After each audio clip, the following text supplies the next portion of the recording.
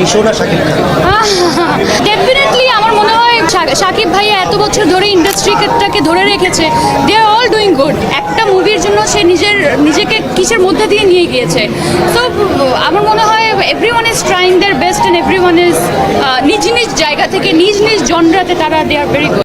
মেহেজাবিন চৌধুরীকে যখন প্রশ্ন করা হলো কে বেশি জনপ্রিয়তা, মেগাস্টার শাকিব খান নাকি আফরান নিশো, তার জবাবে মেহেজাবিন চৌধুরী দারুণ কথার জবাব দিয়েছেন। সেখানে মেগাস্টার শাকিব খানকে সবচেয়ে জনপ্রিয়তা এমনকি মেগাস্টার শাকিব খান দাবি করেছেন, যা রীতিমতো সবাইকে চমকে দিলেন। কারণ যেখানে তিনি নাটকের তারকা, কিন্তু তিনি জানেন আসলে কে সেরা, এমনকি তার জনপ্রিয়তা সম্বন্ধে সকলেরই ধারণা আছে। সেখানে যারা কিছু সাংবাদিক এমনকি কিছু শাকিব খানের হ্যাটার্স, তারা কিছু দাবি করে যে আফরান নিশোকে নিয়ে শাকিব খানের তুলনা করে। আরে শাকিব খানের ধারেও কাছে এই আফরান নিশো নেই।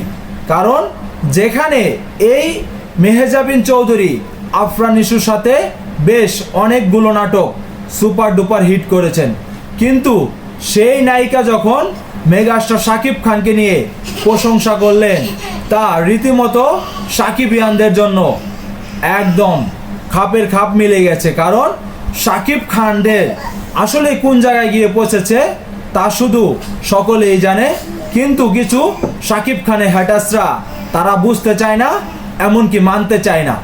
যেখানে শাকিব খানের এই কথাটি, এমনকি যেখানে শাকিব খানের রকস্টার সিনেমা রিলিজ হবে কিছুদিন বাদেই, সেখানে এই লুক সবাইকে অবাক করে দিয়েছে। এমনকি শাকিব খানের এই রকস্টার সিনেমা নিয়ে সকলেই প্রশংসায় ভাসছে। আসলে শাকিবিয়ানরা এই ভিডিওটি দেখে আপনাদের মতামত কি তা এই ভিডিওর কমেন্ট বক্সে কমেন্ট করে জানাবেন। এমনকি ভিডিও নতুন দর্শক হয়ে থাকলে পেজটাকে ফলো দিয়ে আমার সাথেই থাকবেন। ধন্যবাদ সবাই।